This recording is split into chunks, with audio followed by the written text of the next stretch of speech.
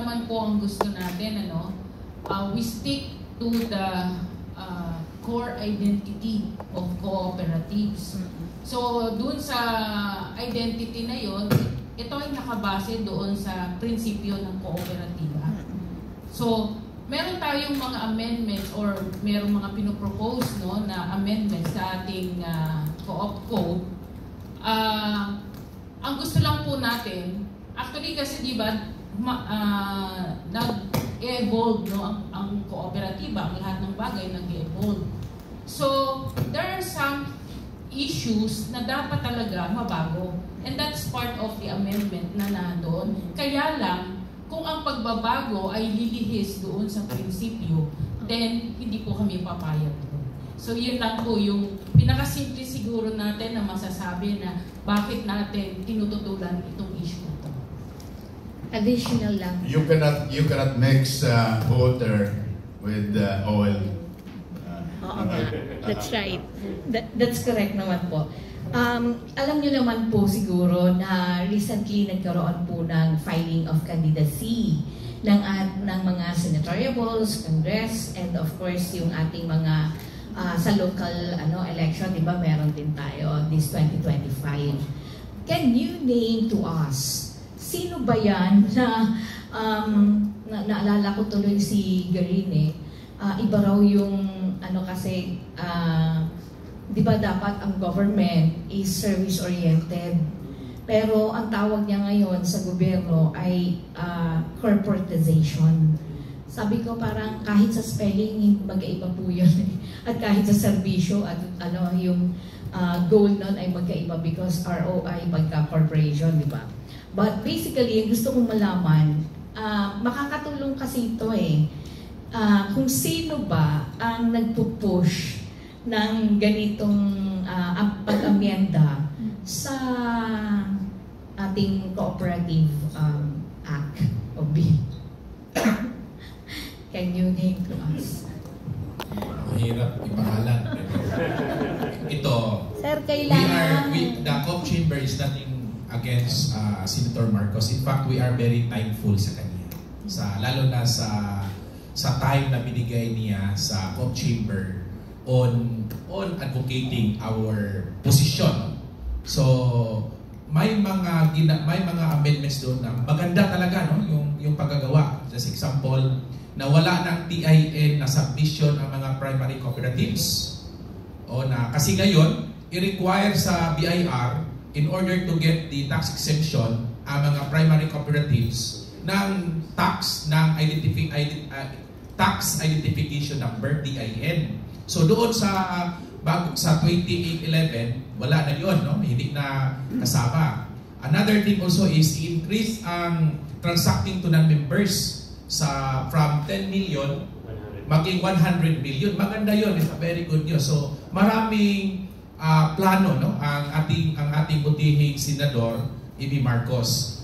Ito lang, may mga tatlo lang kami na concerns which is very critical sa identity ng cooperative. Number one, ito yung mamili ang federation, mamili siya kung mag-share voting ba siya at saka mag-voting, which is para sa atin, it will destroy our identity pag share voting. Lalo na nilagyan pa doon ng minority shareholder. Walang minority sa membership.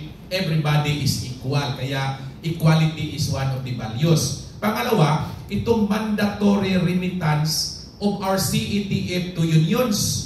So, the principle that will apply to that, ang kooperatiba kasi, pag may net income ka, you are required by law sa 9520 na mag-allocate ka ng 10% of your educational training fund. Sa bagong batas, sa proposed, sabi doon na 70% will go to the union and 30% will go to federation. Sabi natin, kapag mag-aral ka, kasi cooperative educational training fund, kung mag-aral ka ba, i-push ka ba talaga na doon ka magbayad? Ito kukunin mo na yun. Hindi pa open and voluntary tayo. Kahit it will apply to anybody. Mag-aral ka, syempre, hanapin mo yung gusto mo na kurso na puntahan mo na federation. O di kaya, kung senior high school ka, college ka, hindi ka i-push, may libre sa gobyerno.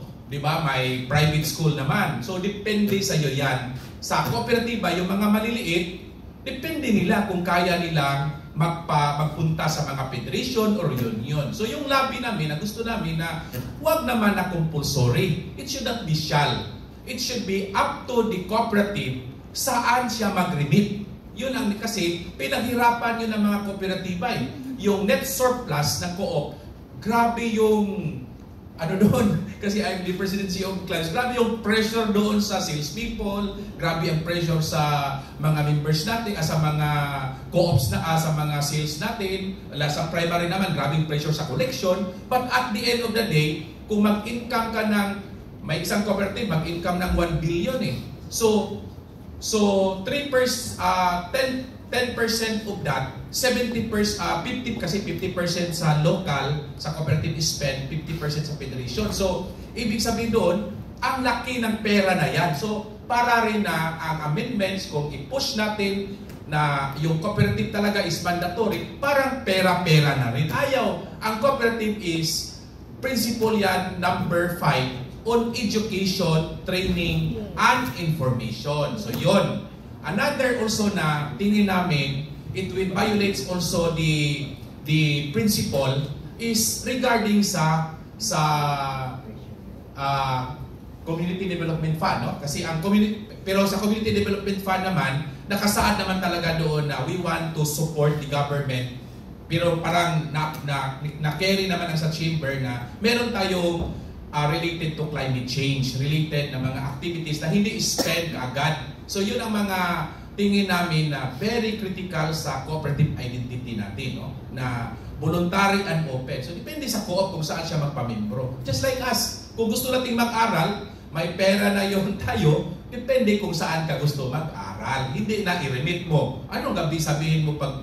And then kung maraming organization na i-remit siya, it will weaken also the organization. Kasi ang gagawin ng kooperatiba dyan, magtatayo na lang siya ng union.